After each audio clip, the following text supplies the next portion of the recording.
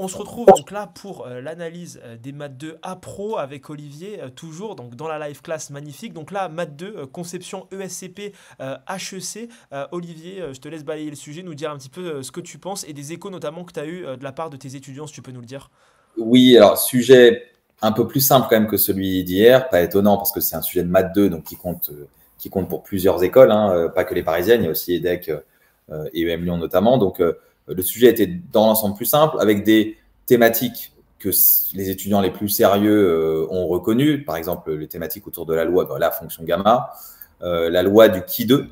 Donc en première partie, on testait, on parlait de la loi du qui 2 à n degrés de liberté. Et ça, c'est des thématiques qu'on a déjà vues. Donc là, je te montre, par exemple, la version HEC 2008, où là, tu avais aussi une histoire de loi du qui 2 qui arrivait, voilà, ici. Loi de gamma, de paramètres, blablabla, loi du qui 2 centrée à R degrés de liberté. Et puis aussi, encore plus ancien, HEC de 99, où il y avait aussi une histoire de loi du qui 2. Donc ça, normalement, les étudiants sérieux avaient déjà entendu parler de loi du qui 2. Et donc, même si on n'avait pas entendu parler à un moment autour de la fonction gamma, on sait faire des choses, et de la loi petit gamma. Donc, la partie 1 était vraiment faisable. Notre major, nous, chez My Prépa, qui avait eu entre 17 et 19 l'an dernier au concours, qui cube, là, cette année, il aura 20 partout, à peu près. Bon, bah, lui, toute la partie 1, il l'a faite. Donc, elle était normalement accessible. Ensuite, la partie 2 était, là aussi, il y avait des choses jouables. Par exemple, là, cette question-là montrait que si x et y indépendantes suivant une loi normale, alors x plus y sur racine de 2 et x moins y sur racine de 2 sont indépendantes et suivent une loi normale. Suivre la loi normale, ça, c'est pas très difficile parce que c'est stabilité de la loi normale, on peut y arriver. Par contre, indépendante, il fallait lire la suite. Pour la preuve, on fera appel au résultat suivant. Et là, c'est un peu plus exotique. Bon, il fallait un peu se pencher dessus.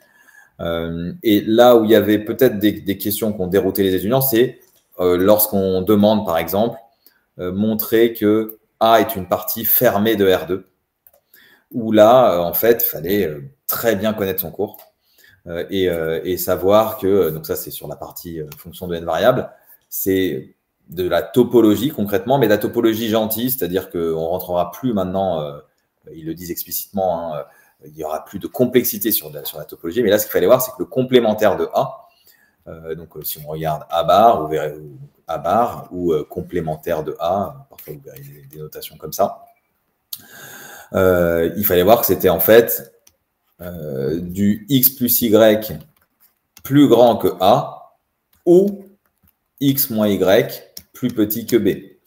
Et donc, on rejoignait, peut-être le faire, peut-être le faire en splittant l'écran en deux, on rejoignait en fait ici une, si je zoome là-dessus, donc A bar, c'était finalement x plus y, l'ensemble des xy, alors il faut bien l'écrire, sinon c'est pas sérieux, l'ensemble des xy appartenant à R2 tel que x plus y plus grand que A, union l'ensemble des xy appartenant à R2 tel que x moins y plus grand que B. Bon. Et là, il y avait un point de cours à connaître, c'est que en fait, cet ensemble-là, c'est un ouvert. C'est un ouvert, pourquoi? Parce que tous les... donc ça, fallait bien connaître son cours. L'ensemble des xy appartenant à R2, tel que G de xy plus grand que A, et d'ailleurs aussi plus petit que A, hein, ce sont des ouverts, dans la mesure où G est une fonction continue de Rn, donc ici c'est R2 dans R. Donc ici, il fallait un petit peu connaître, et ça c'est dans les formulaires, hein, dans le programme officiel, dans les formulaires, il faut les connaître ceux-là.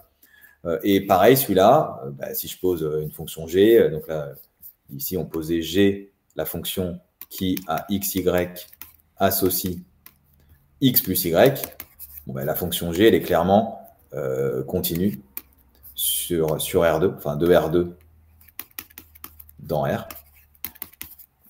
Donc, on avait bien un ouvert.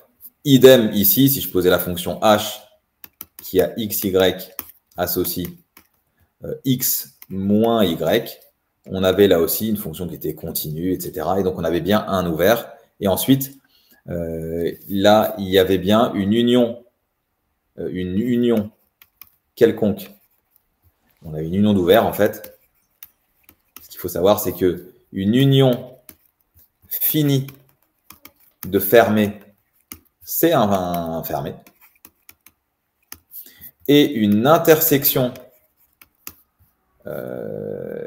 donc une union finie, là, je vais zoomer sur, et une intersection quelconque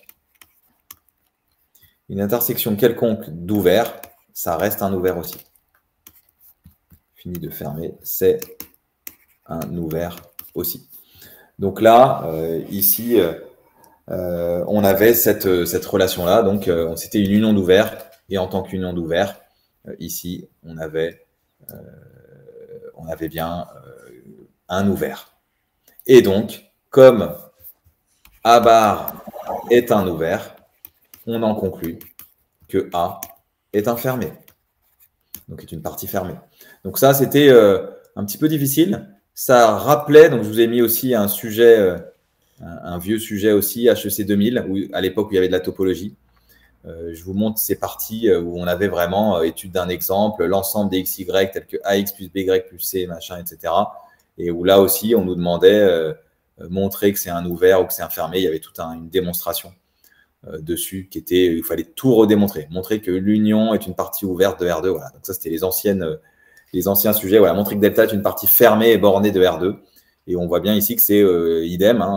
C'est une intersection de fermé, et donc on passe au complémentaire, c'était du coup une union d'ouvert, et donc c'était bien à ce titre un ouvert. Ok, donc ça c'était, je pense, une question qui a dû dérouter les étudiants. Donc voilà, montrer que A est une partie fermée. Alors qu'à première vue, elle fait pas si peur en apparence, mais comme quoi derrière, en se plongeant, on voit il y a des difficultés. Ouais, c'est-à-dire que la topologie, les étudiants en font pas, pour te le dire clairement.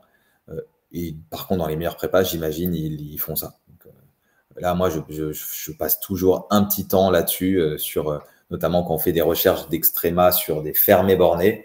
Il y a un moment, on repasse par des sujets comme HEC 2000 ou équivalent. HEC 2000 étant un peu dur, il faut un petit peu le simplifier. Mais il y a des sujets aux oraux qui tombent aussi là-dessus, donc on peut les faire travailler dessus. Et c'est toujours utile un petit peu de faire de la topologie, parce qu'on ne sait jamais. Et bien là, voilà, ici, il y avait un petit peu de topologie. Donc, on peut aussi faire la différence là-dessus. Donc là, l'étudiant dont je te parle, KU20, a fait toute la partie 2, ou 95% de la partie 2. Et troisième partie, 50%, où là, on avait un petit peu de binaire. Ici, on a une espèce de moyenne empirique. Et donc, on avait des probas là aussi, avec... là, quand on regarde, ça a l'air d'être une histoire de stabilité de loi normale, sans doute, où on centre et on réduit la variable. On termine par des estimateurs sans biais. Loi de student, j'ai oublié de le dire, il y avait aussi la loi de student dans ce sujet, donc loi du qui 2. Loi de student, là aussi, c'est une loi qui est déjà tombée. Alors, elle est tombée un peu moins que la loi du qui 2, mais elle est tombée. Je vous ai mis ici un exemple pour ceux qui veulent, les premières années qui veulent travailler dessus. Écrit comme 2005, là aussi, donc un vieux sujet, mais où on avait ici la loi de student, qui s'exprime pas exactement de la même façon cette année, mais donc c'est une loi qui est déjà tombée au concours. Et là, on en avait donc une autre version, et il nous donnait un petit aide-mémoire Python à la fin. Donc là, on avait quand même un sujet qui était pas tout à fait terminable. Donc là, l'étudiant dont je vous parle il m'a dit 33 pages, ce qui est beaucoup quand même. Ouais, voilà, 33 pages. Donc 33 pages, et en ayant fait, on va dire, 3/4 du sujet à peu près. Donc, hyper intéressant. Et donc la question qu'on se pose, Olivier, selon toi, combien de pourcentage de ce sujet juste pour prétendre à avoir 20 sur 20? ben là, je pense que cet étudiant aura un peu plus que 20, on va dire. Donc, si tu fais très bien les 2 premières parties et que tu abordes une ou deux questions de la partie 3, là, tu es dans le 20 à peu près. Donc, Quand même une bonne partie du sujet, un peu plus de 50% du sujet, un peu ouais, environ ouais, ouais, ouais. Là, il faut. Moi, 60% je du pense sujet qu'on est, juste. ouais, on est plutôt dans 2 tiers, à mon avis. 2 tiers du sujet, t'es pas loin de 20. Euh, En dessous, c'est compliqué, à mon avis, d'avoir 20. Donc Ok. là, il y a quand même des choses qui étaient pas si difficiles. Tu vois. Tout le long, il y avait quand même des choses à faire. Donc là, c'était assez technique, calculatoire. Il y a vraiment des choses à faire. Le Python n'avait pas l'air fou non plus. Il te donne une représentation graphique. Que peut-on conjecturer? Ça n'a pas l'air non plus dingue quand on voit l'allure. Là, ici, la suite qui converge vers quelque chose qui va ressembler pas loin de 2, j'imagine. Donc, là, ici, on était quand même sur un sujet un petit peu comme sur la maths appli, un sujet toujours un peu challengeant, mais quand même plus facile que celui d'hier sur la maths 1. Où ici, en faisant 2 tiers du sujet, on n'était pas loin de la note max, 2 tiers, Et, 3 quarts. Et étonnamment, en termes de degré de complexité, c'est vrai que comparativement, je dirais, aux annales et au caractère historique des épreuves, on a eu Écricom qui était légèrement au-dessus des précédentes années. On a eu EM Lyon qui était anormalement difficile, hein, que ce soit en appli, en appro, le SCP aussi pour l'été qui était très dur. Les matins parisiennes, tu voulais dire quelque chose, Olivier? Non, j'allais dire EM Lyon, appli, je pense que c'était un peu plus simple. Oui, qui était En un peu revanche, plus accessible. Appro était assez difficile quand même, et surtout interminable. Et ECT était très dur. Pour des, tu vois, Ah oui, pour des pour ECT des ECT, comparativement c'était aux des années sujets, précédentes. on s'en est un peu amusé, mais dans le chat, ils le disaient, les élèves. Je leur disais, bah, ça ressemble à des trucs D'appli. finalement d'appli, et voire même d'appro. Hein. Donc là, il fallait se balader dans le sujet. Et en faisant ne serait-ce qu'un tiers du sujet, tu avais déjà 15. Quoi. C'est ça, et derrière, on a eu des maths parisiennes voilà, qui ont pas fait l'unanimité des retours qu'on a pu avoir et qui étaient pour le coup très très costauds.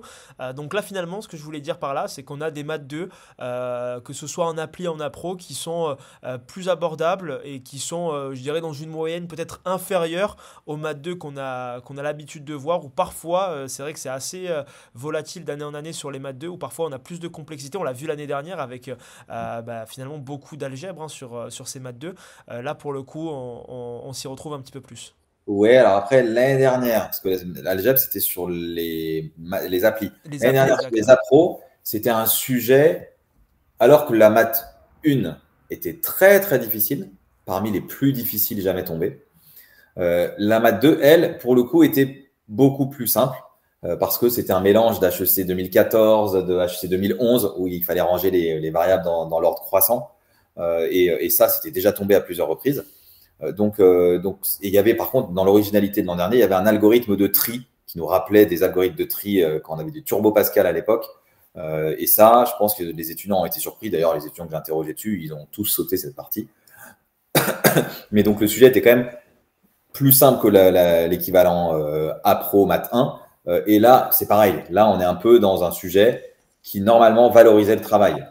Là, je ne crois pas que des étudiants qui ont été très sérieux et qui ont fait beaucoup d'annales, bien sélectionnés par leurs profs, bien sûr, se soient sentis perdus sur le sujet. Non, il y avait quand même des choses à faire là-dedans qui étaient tout à fait accessibles, même si c'est toujours de la maths HEC. Donc là, typiquement, j'ai un parent aussi qui m'écrivait, qui me disait, mais la maths 1, la maths 2 appli était quand même difficile. Oui, elle était difficile, mais moins difficile que les maths d'hier. Donc là, on terminait en beauté, tu vois, pour commencer le week-end. Ils ont été gentils, ils nous ont mis des épreuves un petit peu plus simples.